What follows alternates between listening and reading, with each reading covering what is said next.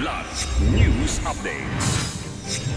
Mga balita ngayon, 3 sospek sa pagpatay sa utility worker arestado sa Nueva Ecija. Sumadsad na tugboat tuluyang lumubog sa Bukaw River sa Zambales. Panibagong oil price hike ipatutupad simula bukas. Ako po si Cesar Soriano para ihatid ang mga nangunang balita sa buong kapuluan ngayon.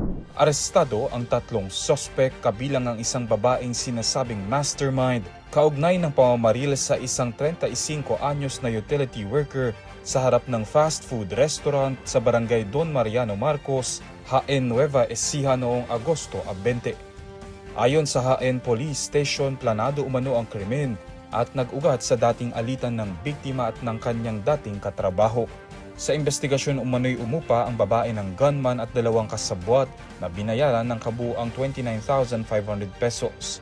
Unang naaresto ang driver ng getaway motorcycle na nagturo sa kinaroroonan ng babaeng mastermind.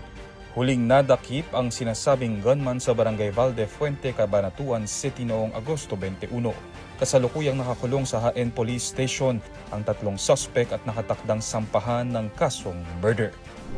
Tuluyang lumubog ang isang tugboat matapos sumadsad sa Bukaw River sa barangay Bangan, Botolan, Zambales nitong Lunes, Agosto 24. Ayon sa Philippine Coast Guard o PCG Zambales, isasagawa sana ang emergency salvage operation upang maiahon ang MG Tug SL Suwalwan nang nagkaroon ng butas sa hull ng tugboat na naging sanhi ng pagpasok ng tubig sa engine room bago ito tuluyang lumubog. Nakaligtas naman ang 10 sakay ng sasakyang pandagat bago ito tuluyang lumubog.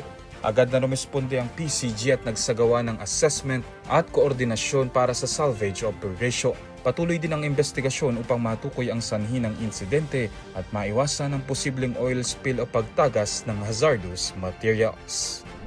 Panibagong taas presyo sa mga produktong petrolyo ang ipatutupad simula bukas, Agosto 25. Ayon sa Department of Energy o DOE, dadagdagan ng 2 pesos and 31 centavos kada litro ang presyo ng diesel, 1 peso and 8 centavos sa gasolina at 95 centavos sa kerosene. Ito na ang ikalawang sunod na linggo ng pagtaas ng presyo ng petrolyo ngayong Agosto.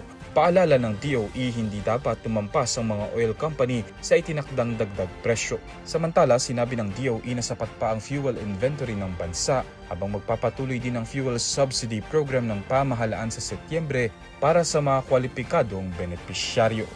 Para sa Kidlat News Channel, ako si Renzel Linon, nag-uulat.